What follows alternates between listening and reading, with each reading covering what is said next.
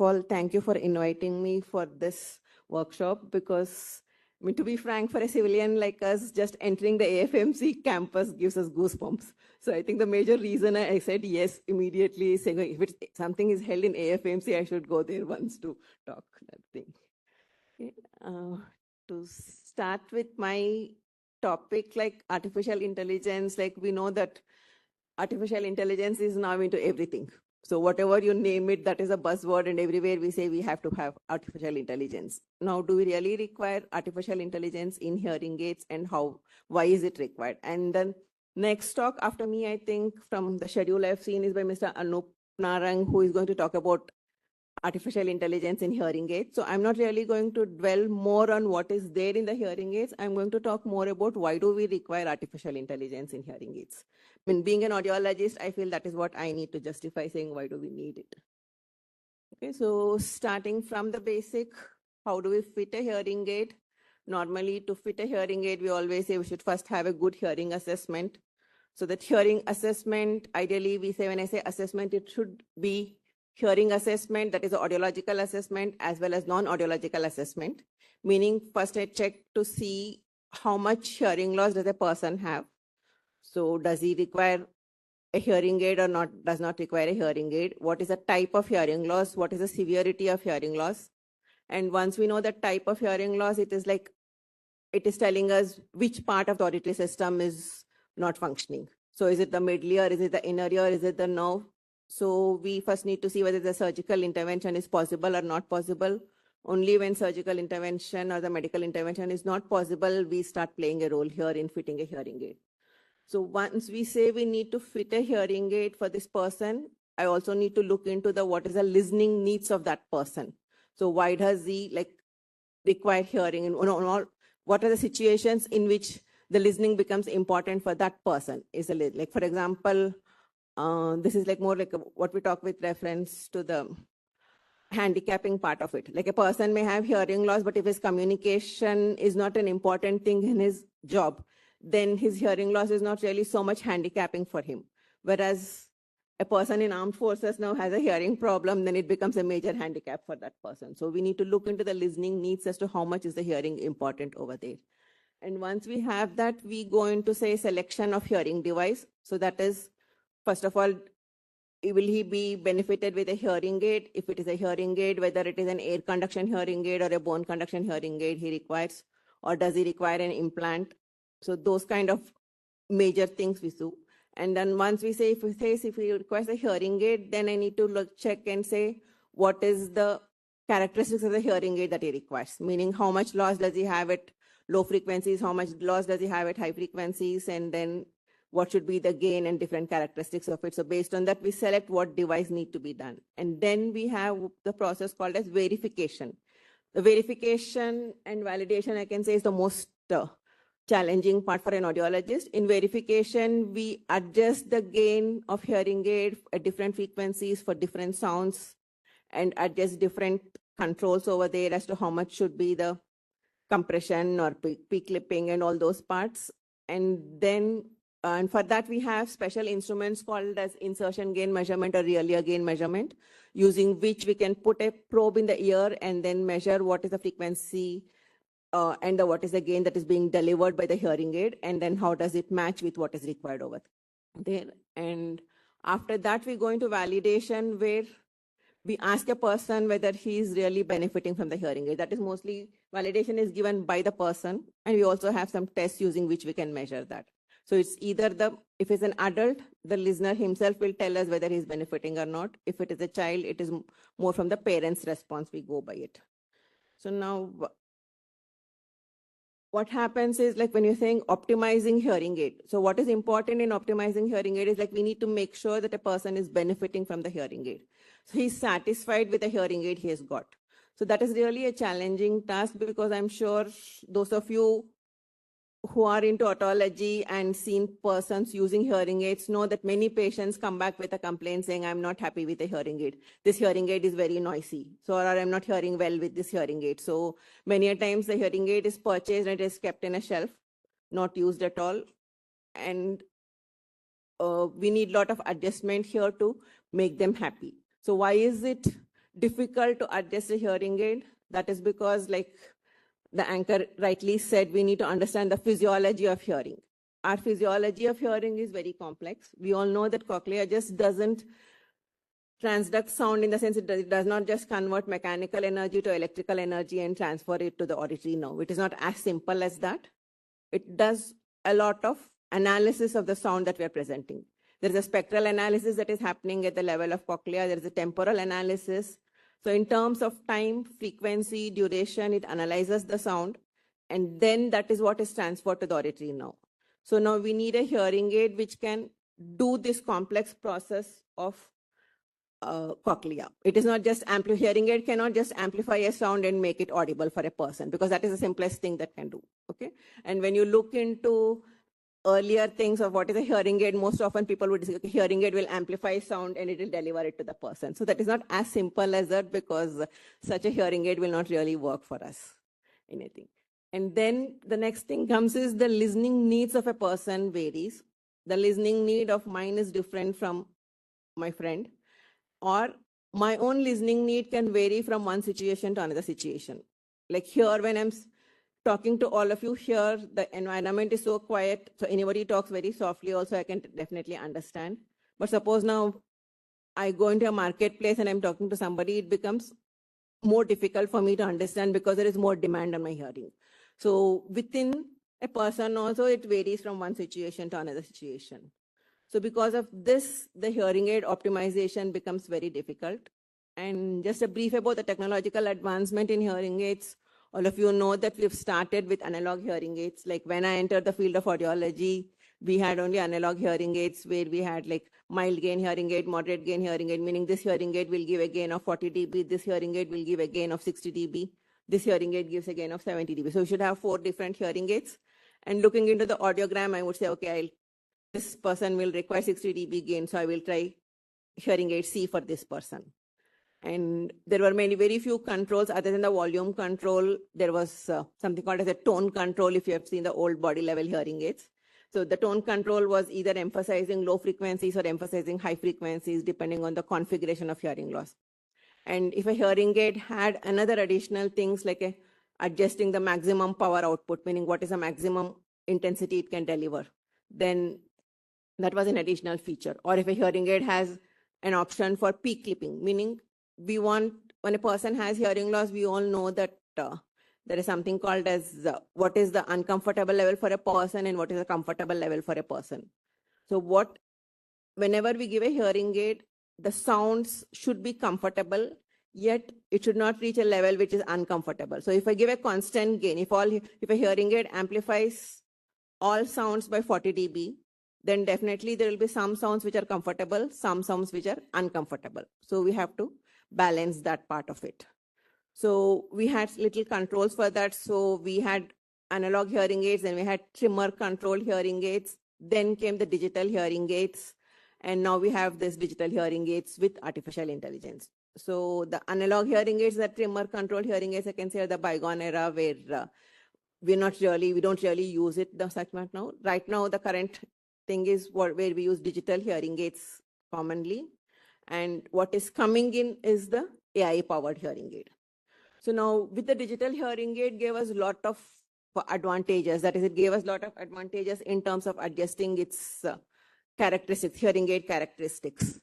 So whenever I'm optimizing, if any of you who have a hearing aid dispensing or a hearing aid trial center in your setup, you would have seen that an audiologist will never fit a hearing aid once. He will not give like if I test today, I can't give a hearing aid and say, okay, this is a hearing aid you're using. I've adjusted everything. You go back and use it. We always say, use this hearing aid for 15 days.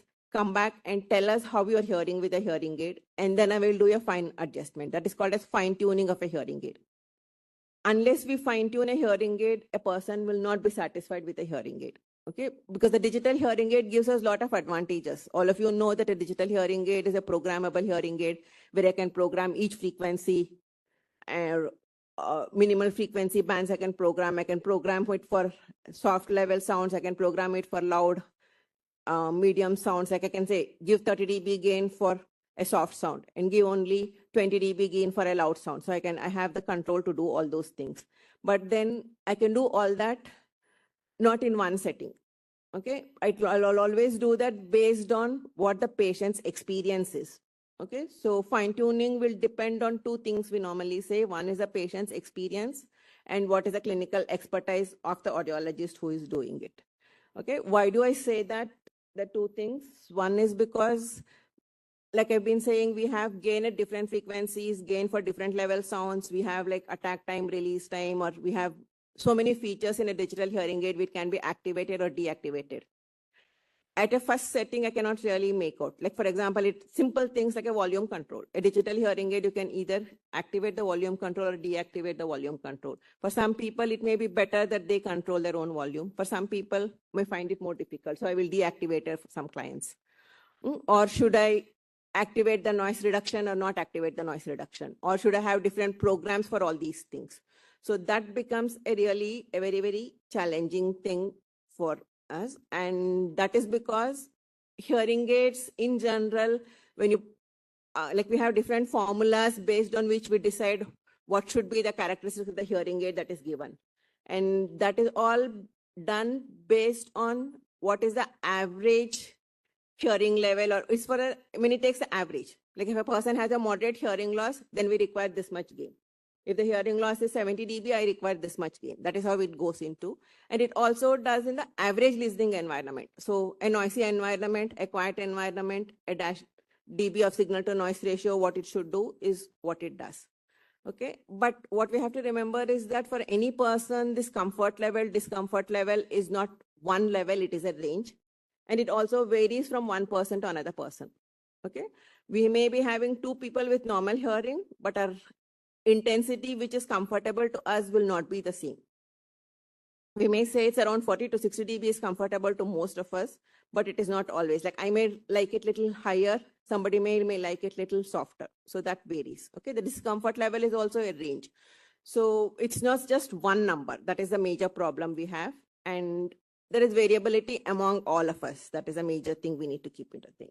So when a hearing aid has some classification, it does not really fit what a listener situation is. Like a hearing aid will classify the situation as, okay, this is a quiet environment, this is a noisy environment. That may not really fit what a listener is actually experiencing it. Okay, so if to fine tune a hearing aid properly, what is really important is that my patient should be able to tell me how he's hearing. Like I tell him, use the hearing aid for 15 days or say maximum 1 month and then come back. In 15 days time, he has to record. And many times I say, keep a record as to what was good for you. What did you like and what did you not like? What sounds did you like? What sounds did you not like? Where were you comfortable? Where did you have difficulty in understanding? So we generally say, keep a diary and come also. But what is important is that he should remember, he should be able to tell us how he's hearing with a hearing aid.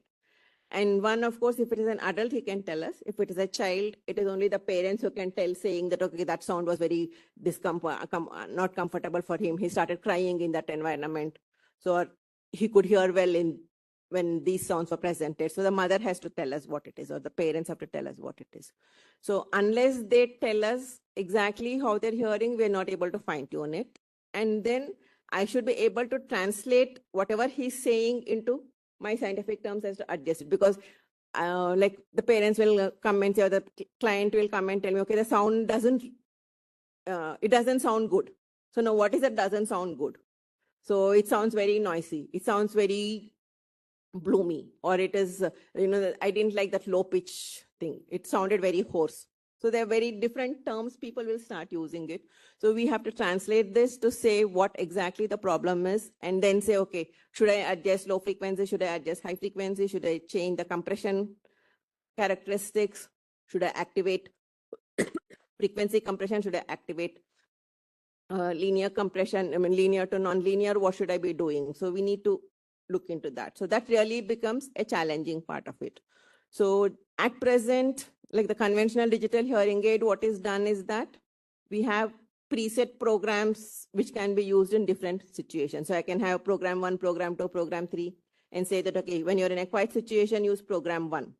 When you are in a noisy situation, use program 2. Okay, or like for a child, I can say, when you send the child to school, put it to program 2, because there will be noise around in the school. And when the child is at home, put it in program 1 because it is mostly quiet. So the listener or the caretaker has to change these programs. Okay, so now the hearing aid user should remember, okay, now I'm going to market, I have to change my program to program 2. So that becomes a little challenging in the sense it is like cognitive task for the person also, remembering and doing that part of it. So now what does an AI powered hearing aid does here is that it automatically checks what the listening environment is, the real world listening environment, what it is, and it will automatically adjust it.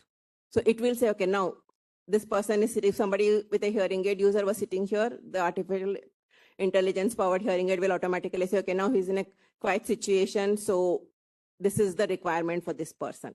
And there's a coffee break and you go for a coffee, then automatically there is noise.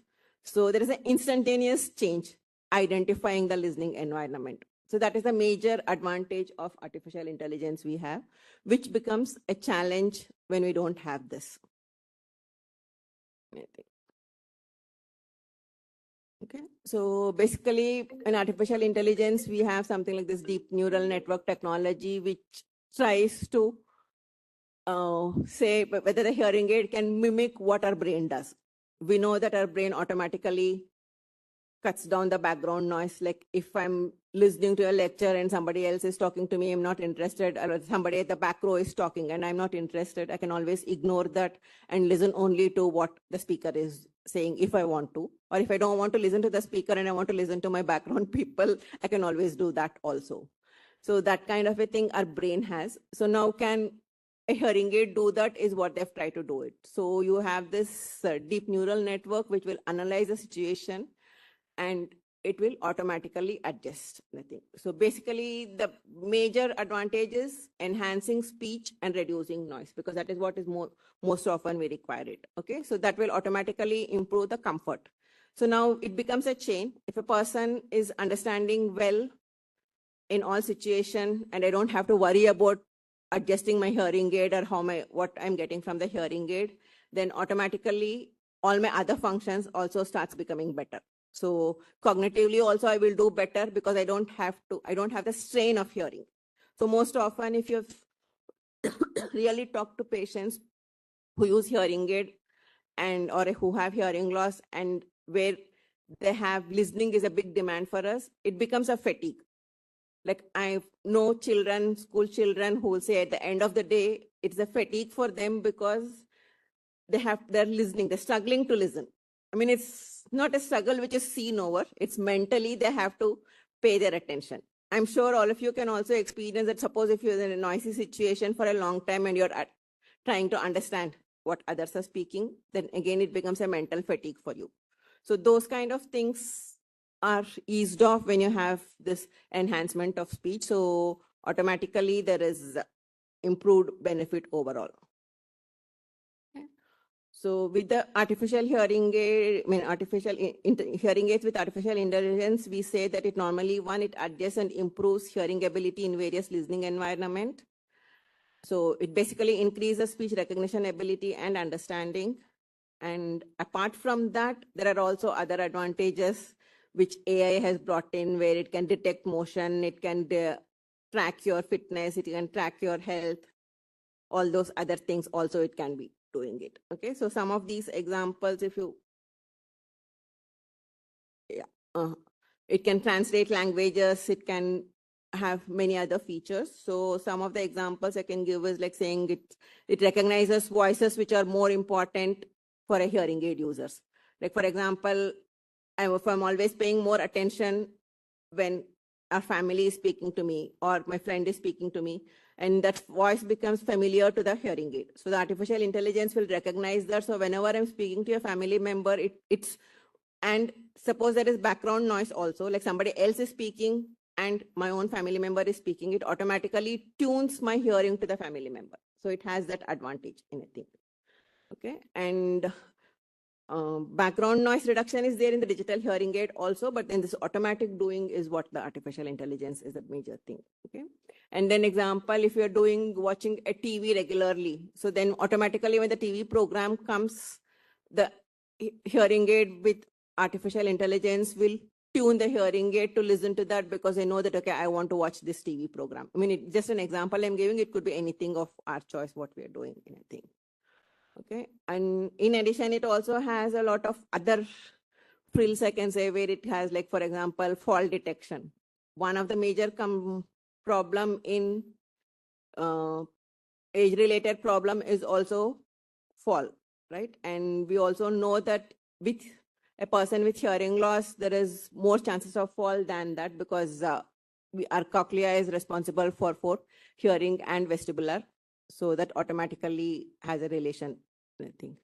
So now these hearing aids also have this fall detection alert where it can alert a family member, like whatever I have programmed in my hearing aid. If I have a fall, then it will automatically alert my family members, okay, this person has a fall, so you need to attend to this person. Okay, and then it can also have, like how we have our Alexa. So the hearing aids can be tuned to say, like saying, okay, increase my volume control or activate Bluetooth. Otherwise, now in the current digital hearing aids, we have all these options where I can have the directional microphone, I can have Bluetooth technology, but then everything, the hearing aid user have to activate it. So if I want to use a Bluetooth, then I'll have to make an adjustment with that, either with we have remote control using which we can do it. But here, it's just a voice. So I can just tell my hearing aid, okay, activate Bluetooth, then it automatically activate Bluetooth and it gets connected. So that becomes an advantage and additional thing. Or anything like you want to search something from the net also, we can do it for the hearing aid and we can get the output also to the hearing aid straight. Okay. And it also has this advantage of translating the languages. Okay. That is again, along with a smartphone, most often it happens. But so if I'm listening to a language which I don't know, it automatically translates and it transmits it to me. Okay. Apart from that, it can also do our activity, like it can act like a smartwatch. So where it does the activity tracking, where it does the health tracking, and where it can give reminders. And these are all the additional frills, I can say, what it does. Do we really, this is not something so important for optimizing hearing aids, but it's an additional benefit. Okay. I think so. The basic benefit I can say is that it enhances hearing aid by learning to adjust how the situation is. Okay, it adjusts depending on the situation, it adjusts, and that's how it gives maximum benefit for a person using hearing aid. Okay, so because of that, automatically a person is more comfortable, and a person is more comfortable, all the other levels also increase and the function improves. So a person, AI-powered hearing aid, a person may be more satisfied with hearing aid than with any other hearing aid, in brief. Okay, so that's in brief about this. Thank you.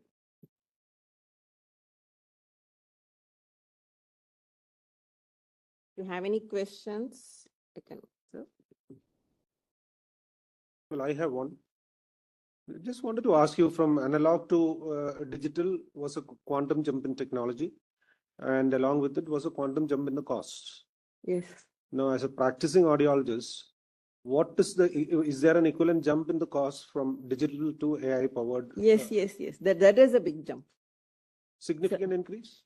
There is a significant increase. With all the features that you said it can be, how much would the hearing aids cost at this time? AI powered hearing aids cost? AI powered hearing aids will start anyway from 1 lakh to 2 lakhs it can go. So it is a big thing. Whereas I can get a digital hearing aids with much lesser cost. That's why I said we need to decide as to where is the need. And then do all people require AI powered hearing aid is what we need to decide and then make.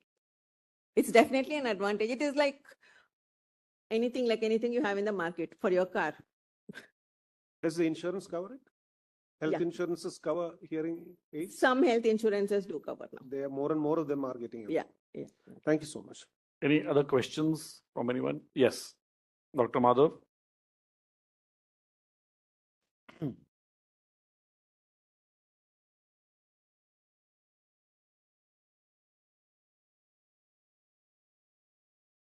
Hello, ma'am. This is Dr. Madhav. I am ENT specialist. My question has 3 parts, ma'am. These 3 things has to do very much with the compliance of hearing aid to the patient. My first one is, ma'am, have you ever used a real life hearing aid with AI augmentation in your personal experience amongst your patients? If you have used, and next two questions is, number one, apart from the suppressing the surrounding noise, environmental noise, only augmenting the targeted noise, is there real improving the character of the voice? That means if daily I speak to any person, my friend, I can recognize that type of voice even if I am closed in my eyes. At that type of recognition, basically the character of the voice is still preserved. It is able to preserve through the AI-powered hearing aids. And my third part is there any scope of improving the quality in tinnitus patients through AI? Because these are the very difficult patients to satisfy in day-to-day practice. Thank you. Starting from the third question, the tinnitus AI-powered hearing aids will not be of any additional benefit to persons with tinnitus, I can see, because it cannot really do anything with what is happening within. It can analyze the situation, environment, but what is happening within my brain, a hearing aid will not analyze. So if there is a ringing sound in my ear, that will remain. A normal hearing aid can also many times mask the tinnitus. So the same way, even a AI-powered hearing aid can do, it cannot really make it this thing. And in terms of quality, yes, AI-powered hearing aids can increase the quality of the sound he's hearing. So that makes a big difference in this thing. Okay. And I don't have any client who is following up with me and using an AI-powered hearing aids for your last, in the first question, that was your thing. Any other questions? Ma'am, if I may just ask, you mentioned about falls and giving an alert about where the person has fallen. Does that mean that this hearing aid also has a GPS tracker? Yeah, it has a GPS tracker. The AI, that's what it acts like a smartwatch. So it has a GPS. So who's tracking the movements? Is it a cloud-based thing, or is it you have the data of? It's attached to the mobile. So again, you have an app. So that app has to be there in my, like if I'm using a hearing aid and I have a relative who is monitoring me, the app should be there in them also. So then it will alert them. Fair enough. Because many of these devices like Apple ecosystem and all, they come with a lot of legal and safety safeguards about privacy of the, because you're tracking the person's location where he moves and where he does not move. Yeah.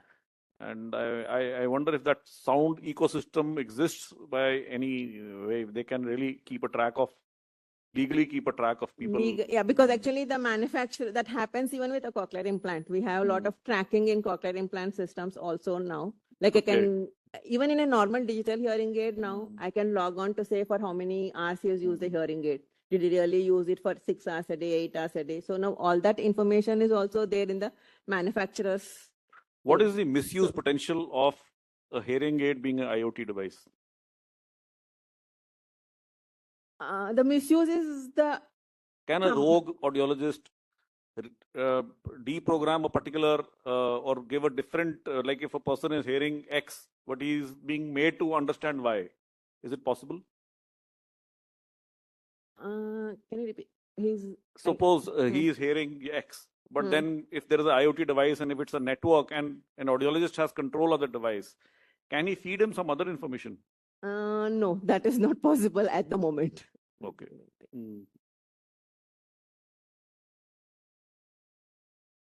Leak can be there. That's what I said.